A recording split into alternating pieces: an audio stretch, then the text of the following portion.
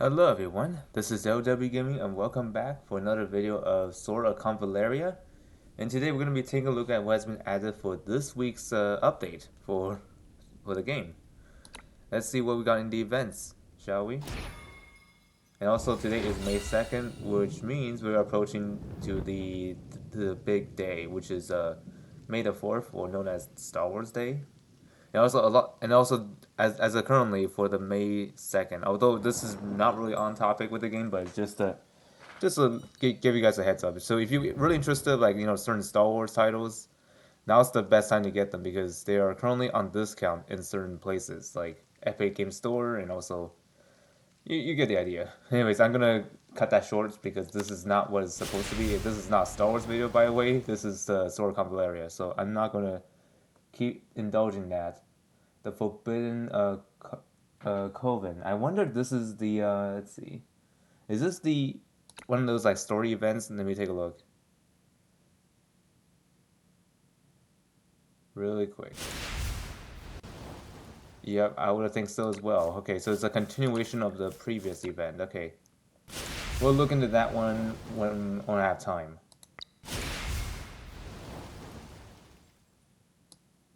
Okay, that'll be interesting to dive into.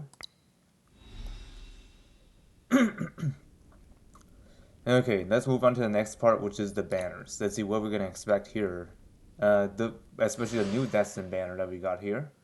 Let's see. Last week we got Astra as a new debut banner, and now we got the new Destined banner that's available here. Unfortunately, I don't have both these characters, so I won't be able to show their full kit. The first one we have is Caris or Caris, depending on how you're gonna pronounce her name, and we got Samantha as the other unit that you can get here. So Caris, or yeah, I'll just say Caris or Caris. Either way, I think I'll just call her Caris for now. Anyways, Caris is one of those units that were once debuted a while back, but now she is available as a Destined unit you can get. So she's a magical unit, just as expected. Her trait is called Light Oracle. Caris' M attack increased by 15%. The trait affects the range of 5 tiles. At the start of the battle, she gains 8 stacks of Revelation. At the end of the turn, she additionally gains 3 stacks of Revelation. Okay. And then when an ally within a certain range of Caris casts a non-instant skill, she gains 1 stack of Revelation, can be triggered up to 5 times per round. At the start of the turn, if having 9 or more stacks of Revelation, she consumes 9 stacks and gains Light Oracle and 1 NRG. So let's see what this Revelation is. So Revelation can be stacked up to 15 times. Is a special stack that doesn't really do much other than power her trait. And the Light Oracle is a buff, which will conduct a skill switch for some of the character's exclusive skills. As for her non-exclusive skills, it increases the maximum range by 2 tiles and reduces the energy consumption by 1. This buff will be removed at the end of the action if a skill is cast. This effect cannot be immune or dispelled. Yeah, this buff is powerful because this one changes your entire kit as long as they're exclusive skills. Like, this does not include the skills that are commonly used by other units. And there's the basic attack here called Punish the Evil. This selects one enemy within a cross-shaped range around Caris and deals 2 hits of piercing damage, equal to 30% M attack. After attacking, gains 2 stacks of Revelation. When possessing Light Oracle, the skill switches to Light Oracle Punish the Evil. So basically, this skill will become the Light Oracle version. And this one, let's see what this does for the Light Oracle version. Here it is. Select one enemy. Okay, so same thing, but this one does 10% more M attack. And then grants four stacks of Revelation instead. And after attacking the skill, it will be switched back to the original one without the Light Oracle. Pretty neat. And there's also a Broad Radiance. Caris grants all allies within 2 tiles of the target Radiant Shield with a value equal to 60% of Caris' M attack that cannot be dispelled, lasting for 2 turns. When possessing the shield, gains bound immunity when possessing Light Oracle. The skill switches to Light Oracle Broad Radiance. Okay, so we'll be seeing what the Light Oracle version for this one is. Let's see. This one increases the allies' affected range by one more, which is a 3. To gain magical shield equal to 90% of her M attack, and it cannot be dispelled. And then you also get regeneration 3 on top of that, and this will last for 2 turns, which is the same thing as the regular. And then when the shield is active, the character gains bound immunity. If a character does not have Light Oracle, the skill switches to Broad Radiance. Okay. The similar deal. We also have Total Punishment. Caris deals damage equal to 50% of her M attack, plus targets 20% HP to all enemies within the 3x4 area in the target direction. When possessing the Light Oracle, this changes to the Light Oracle version of the skill. And the Light Oracle version of this is that it deals damage equal to 75% plus 30% HP of the enemy to all enemies within 3 times 5 area in a target's direction. And then this will switch back if you don't have Oracle. Light Oracle, I mean. Okay, and the next one we got is Radiant Guidance. This is a leader's aura for Propel State. And also when they're in battle, attack is increased by 10%, defense increased by 20%. When a target has 4 or more buffs, piercing damage dealt is increased by 12%, damage dealt is increased by 12%, and damage taken is decreased by 12%. So yeah, this leader's aura is pretty strong for for everyone within the same faction, which is Propel State. And finally, we got Purge of Sin. This one prepares for 1 turn. She deals 130% fire AoE damage and inflicts stun for 1 turn to all enemies within 2 tiles around the target. When attacking a large target, damage is increased by an additional 100%. Skips the turn after casting the skill. When possessing Light Oracle, the skill switches to Light Oracle Purge of Sin. So let's see what this is. Okay, so basically this skill is powerful, but if you target someone that's actually pretty large, that occupies more than 1 tile. I don't think I ever seen that one before, but anyways.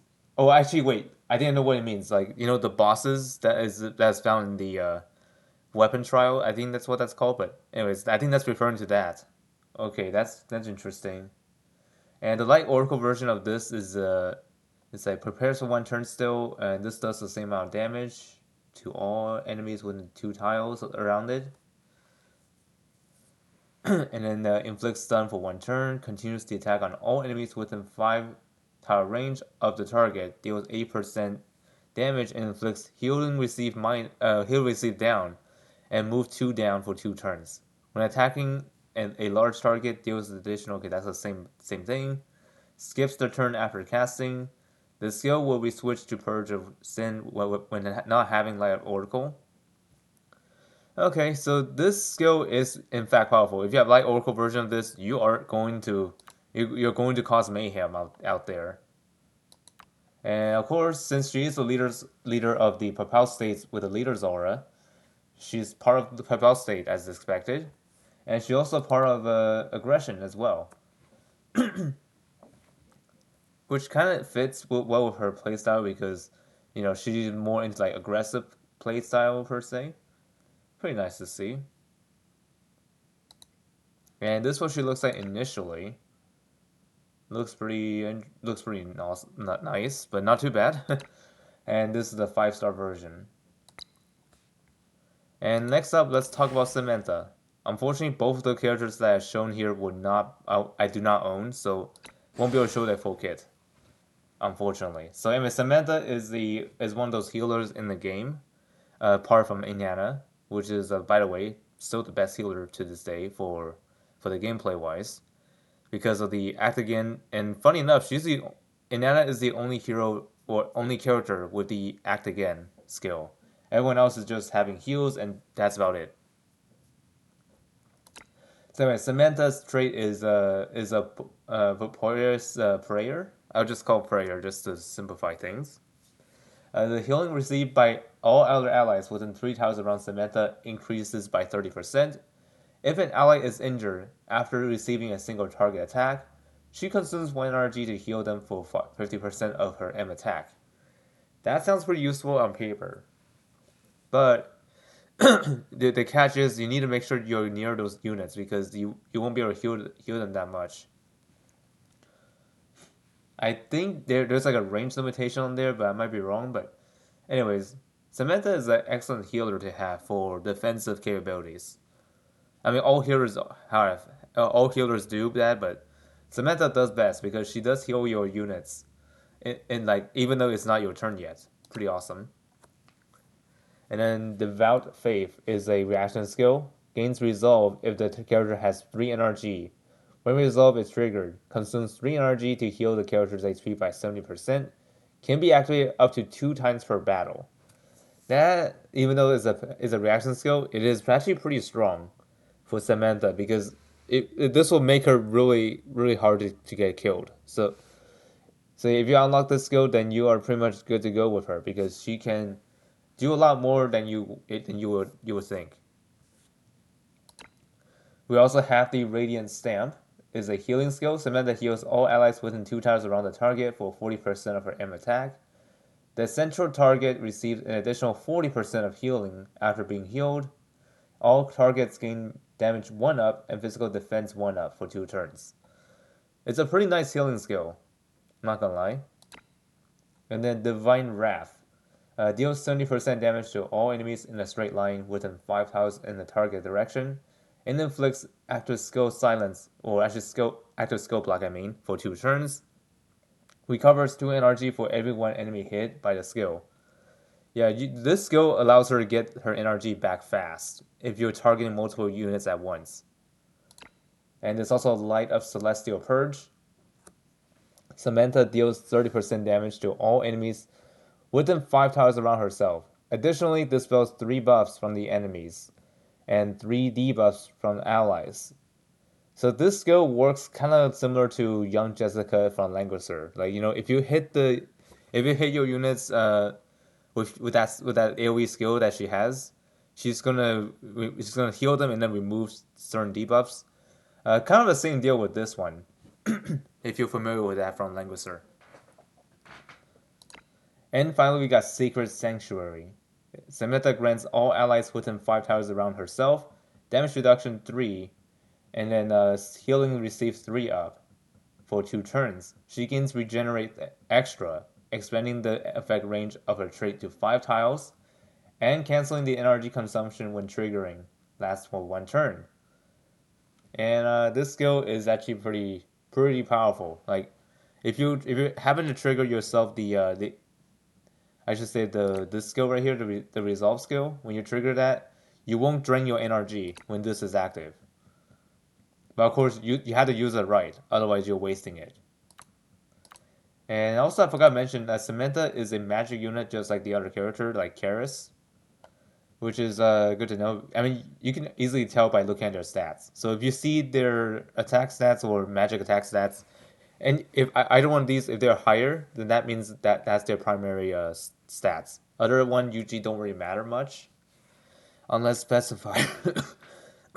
Sorry about that. Unless it is specified. And this is what she looks like initially at 1 stars. And this is what she looks like at 5 stars. And not gonna lie, I actually do like these 2 units, but here's the thing. I don't think I'll be able to afford the amount to get them, unfortunately. Maybe someday I will, but we'll see. But let's see, have I summoned here? No, I have not. Okay, have I summoned on the Destined banner? I have already, so that's like a 80 already, but I'm not gonna risk it just yet. So anyways, that's about it from me. So hope y'all find this video helpful or informative, and I'll see y'all next time. And happy early 4th of May, I guess. So anyways, see y'all next time.